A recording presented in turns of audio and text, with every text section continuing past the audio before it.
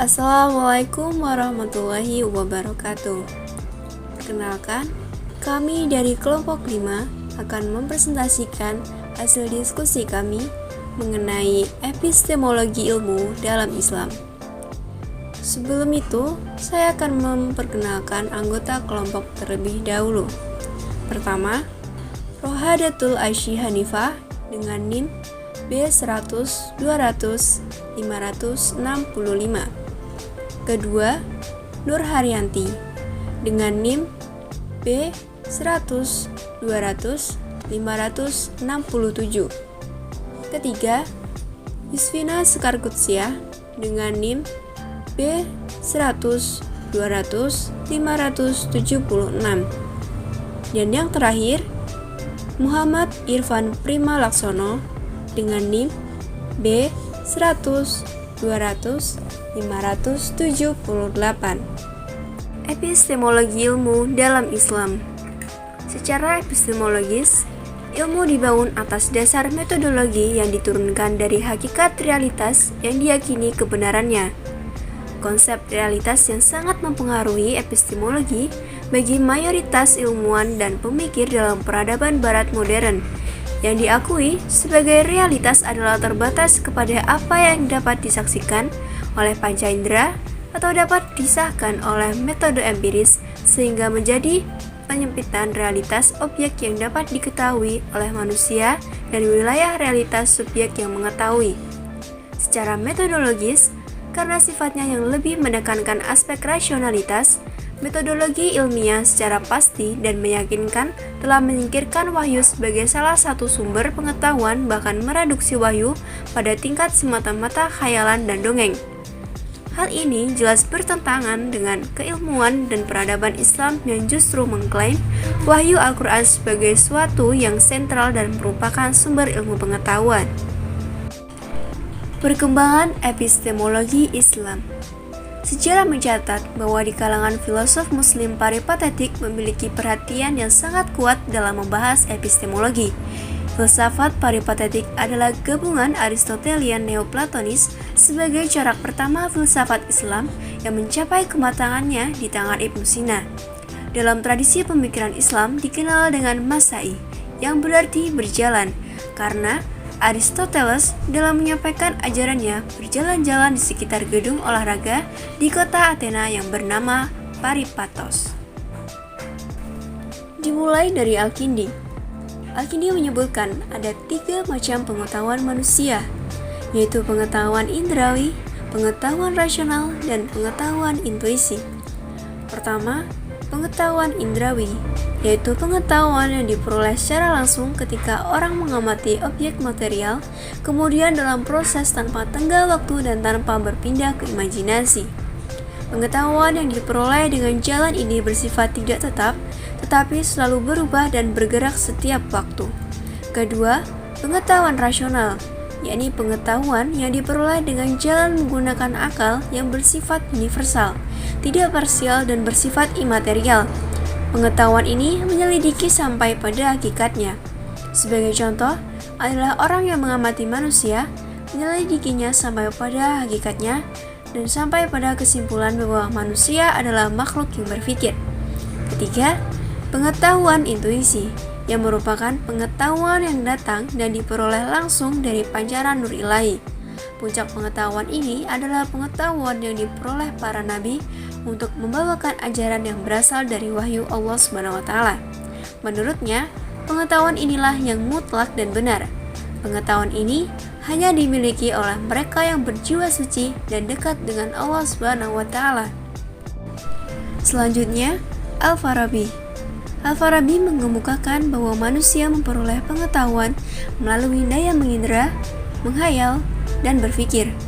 Pertama, daya mengindra, yang memungkinkan manusia untuk menerima rasa seperti panas dan dingin, yang dengan daya ini, manusia dapat mengecap, membau, mendengar suara, meraba, dan melihat. Kedua, daya menghayal, yang memungkinkan manusia untuk memperoleh kesan dan hal-hal yang dirasakan setelah objek tersebut lenyap dari jangkauan indera.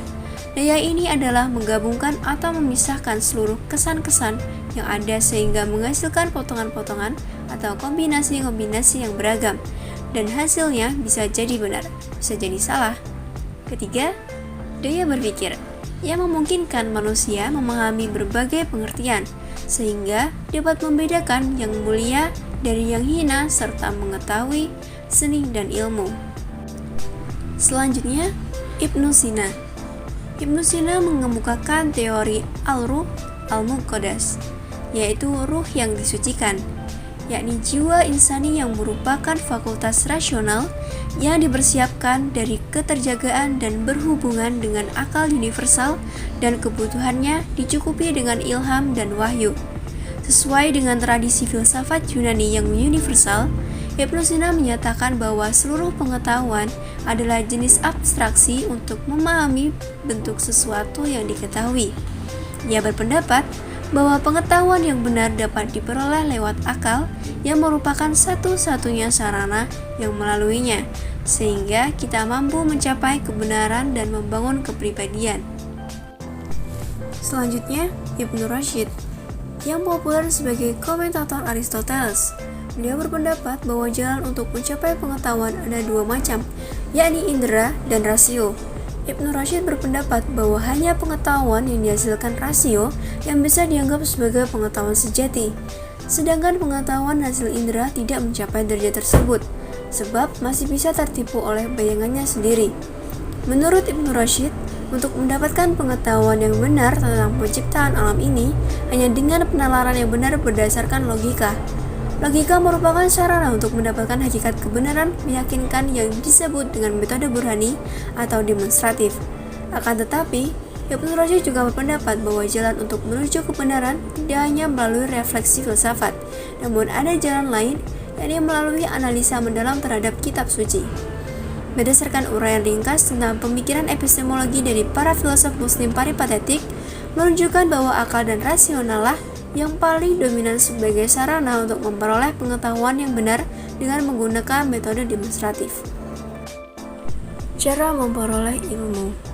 Perkembangan mutakhir dalam diskursus epistemologi Islam yang digagas oleh Abid al-Jabiri, yaitu epistemologi Bayani, Irfani, dan Burhani. Bayani adalah model epistemologi yang menekankan otoritas teks secara langsung atau tidak langsung, dan dijustifikasi lewat nalar kebahasaan yang digali lewat inferensi secara langsung ataupun tidak langsung. Secara langsung artinya memahami teks secara pengetahuan yang sudah jadi, langsung diaplikasikan tanpa pemikiran. Secara tidak langsung artinya memahami teks sebagai suatu pengetahuan mentah sehingga perlu ditafsirkan dengan penalaran. Meski demikian, peran akal atau rasio tidaklah bebas, sebab dalam tradisi Bayani, rasio atau akal tidak mampu memberikan pengetahuan kecuali disandarkan pada teks. Epistemologi Bayani akan menghasilkan al-ilmi al-taufiqi. Pokok bahasan al-ilmi al-taufiqi adalah teks yang berisi wahyu Allah SWT, merupakan bahasan tentang agama, bukan tentang keberagaman.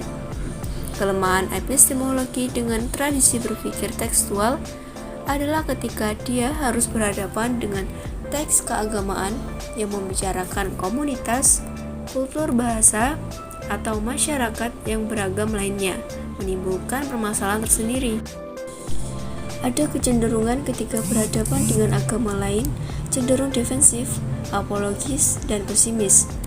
Upaya untuk menghindari hal itu semua dan termasuk untuk pengembangan pola pikir Bayani ini, jika pengayom pola pikir ini mampu memahami, berdialog, dan mengambil manfaat sisi fundamental yang dimiliki oleh pola pikir lain, yaitu Irfani dan pola pikir Burhani. Begitu pula sebaliknya, sebab ketiga pola pikir ini merupakan pola pikir yang serumpun. Oleh sebab itu, untuk mendapatkan pengetahuan teks, epistemologi Bayani menempuh dua jalan. Pertama, berpegang pada redaksi teks dengan menggunakan kaidah bahasa Arab sehingga nahwu dan saraf sebagai alat analisis. Kedua, berpegangan pada makna teks dengan menggunakan logika, penalaran atau rasio sebagai analisis, Istilah irfani digunakan untuk membedakan antara pengetahuan yang diperoleh dengan indera dan akal, dengan pengetahuan yang diperoleh melalui ketersingkapan. Epistemologi irfani secara umum menggunakan metode penghayatan batin dengan beberapa istilah yang khas bagi kaum sufi. Secara metodologis, pengetahuan irfani tidak diperoleh berdasarkan rasio, tetapi menggunakan kesadaran intuitif dan spiritual. Karenanya pengetahuan yang dihasilkannya adalah pengetahuan yang sui generis, pengetahuan yang paling dasar dan sederhana, yaitu pengetahuan yang tidak terdeduksi, bahkan terkadang sampai pada pengetahuan yang tak terkatakan. Pola pikir yang dipakai kalangan irfan yang menggunakan konsep lahir dan batin, artinya pengetahuan diperoleh dari yang batin menuju yang lahir atau makna menuju lafaz. Batin adalah sebagai hakikat, sementara lahir teks adalah pelindung dan penyinar. Makna lahir adalah turunnya tanzil kitab dari Tuhan melalui para nabinya, sedang yang batin adalah turunnya pemahaman dari Tuhan melalui kalbu sebagai kaum mukminin, yaitu kaum irfani. Epistemologi Burani atau pendekatan rasional argumentatif adalah pendekatan yang didasarkan pada kekuatan rasio yang dilakukan melalui dalil-dalil logika. Teks dan konteks dalam pendekatan ini sebagai dua sumber kajian, berada dalam satu wilayah yang saling berkaitan. Teks tidak berdiri sendiri, ia selalu terkait dengan konteks yang mengelilingi dan mengadakannya, sekaligus konteks dari mana teks itu dibaca dan ditafsirkan, sehingga pemahaman Burhani akan lebih kuat. Berbeda dengan epistemologi Bayani dan Irfani yang masih berkaitan dengan teks suci, epistemologi Burhani sama sekali tidak mendasarkan diri pada teks, juga tidak pada pengalaman spiritual. Burhani menyadarkan diri pada rasio, akal, yang dilakukan lewat dalil-dalil logika. Bahkan dalil-dalil agama hanya bisa diterima jika ia sesuai dengan logika rasional. Jadi, sumber pengetahuan Burhani adalah rasio, bukan teks atau intuisi. Rasio inilah yang dengan dalil-dalil logika memberikan penilaian dan keputusan terhadap informasi-informasi yang masuk lewat indera yang dikenal dengan istilah tasawur dan tasdik. Hubungan epistemologi dengan wahyu dan akal. Al-Quran sebagai wahyu Allah yang hadir di tengah-tengah umat yang mempunyai kultur dan budaya yang berbeda, sehingga pada akhirnya mereka dapat bertemu dan mengemukakan kebenaran yang mutlak dengan perantara akal dan wahyu. Dengan demikian, pertemuan antara akal sebagai sumber ma'rifat dengan wahyu, akal merupakan salah satu sumber pengetahuan yang benar dalam diri manusia, dan di dalam Al-Quran banyak ayat-ayat yang mengungkapkan betapa pentingnya akal dalam kehidupan manusia itu. Seperti dalam firman Allah dalam surat Ar-Ra'd ayat 19 yang berbunyi, "Adakah orang yang mengetahui bahwasannya apa yang diturunkan kepadamu dari Tuhanmu itu sama dengan orang yang buta? Hanyalah orang-orang yang berakal saja dapat mengambil pelajaran." Jelaslah bahwa Al-Quran sendiri menganjurkan kepada kita untuk memperdayakan akal pikiran yang dimiliki agar supaya dapat menguak rahasia di balik yang ada. Muhammad Abduh berpendapat bahwa akal adalah tonggak kehidupan manusia dari kelanjutan wujudnya. Peningkatan daya akal merupakan salah satu dasar pembicara budi pekerti mulia yang menjadi dasar dan sumber kehidupan dan kebahagiaan bangsa-bangsa. Akal terbagi ke dalam dua, yaitu satu, akal praktis, amaliyah, yang menerima arti-arti yang berasal dari materi melalui indera pengingat yang ada pada jiwa binatang. Kedua, akal teoritis atau alimah, yang menangkap arti-arti murni yang tak pernah ada dalam materi, seperti Tuhan, roh, dan malaikat. Wahyu merupakan cahaya dan petunjuk bagi manusia, tetapi mereka masih banyak yang tidak merasakan kebahagiaan dengan adanya wahyu tersebut. Tercermin dalam ayat-ayat Al-Quran, yaitu Quran Surat Al-Asyura ayat 52-53, Quran Surat Al-Maidah ayat 44, 46, dan 48, Quran Surat Ibrahim ayat 1-2, Quran Surat Al-Nur ayat 35, dan masih banyak yang menjelaskan bahwa dia merupakan sumber kebenaran yang tidak perlu diragukan.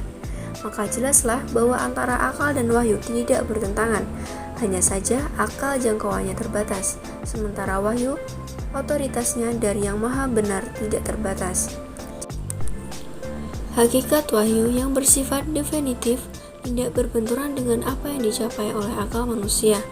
Dan kalaupun terjadi suatu kasus di mana akal juga ditemukan definitifnya, tetap mendahulukan akal yang definitif. Oleh karena itu, agama dan akal buat pertama kalinya menjalin persaudaraan. Dalam persaudaraannya itu, akal menjadi tulang punggung agama yang terkuat dan wahyu sendirinya yang terkuat. Antara akal dan wahyu tidak ada pertentangan, bahkan saling melengkapi. Al-Quran sebagai epistemologi Islam.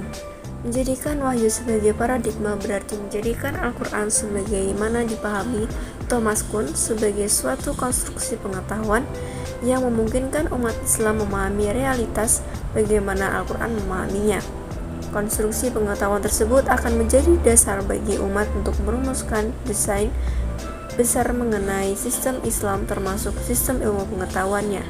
Dengan demikian, paradigma Al-Quran tidak hanya berhenti pada kerangka aksiologis, tetapi juga dapat berfungsi memberi kerangka epistemologis. Usaha untuk menjadikan Al-Quran sebagai paradigma sehingga bisa dijadikan sumber ilmu pengetahuan memerlukan revolusi di bidang ilmu Al-Quran dan ilmu tafsir Al-Quran. Konstruksi pemikiran Islam abad pertengahan yang cenderung ortodoks menjadikan usaha untuk mendekatkan Al-Quran dengan ilmu pengetahuan berjalan terseok-seok. Hubungan dengan kalangan filosof dan ahli logika dalam interpretasi terhadap sumber hukum Islam, yaitu Al-Quran dan hadis, diperketat bahkan cenderung dibatasi. Nah, itu tadi pemaparan materi dari hasil diskusi kelompok kami. Semoga dapat bermanfaat untuk kita semua dan tentunya menambah pengetahuan. Sekian dari kelompok kami. Apabila ada kesalahan, kami mohon maaf. Assalamualaikum warahmatullahi wabarakatuh.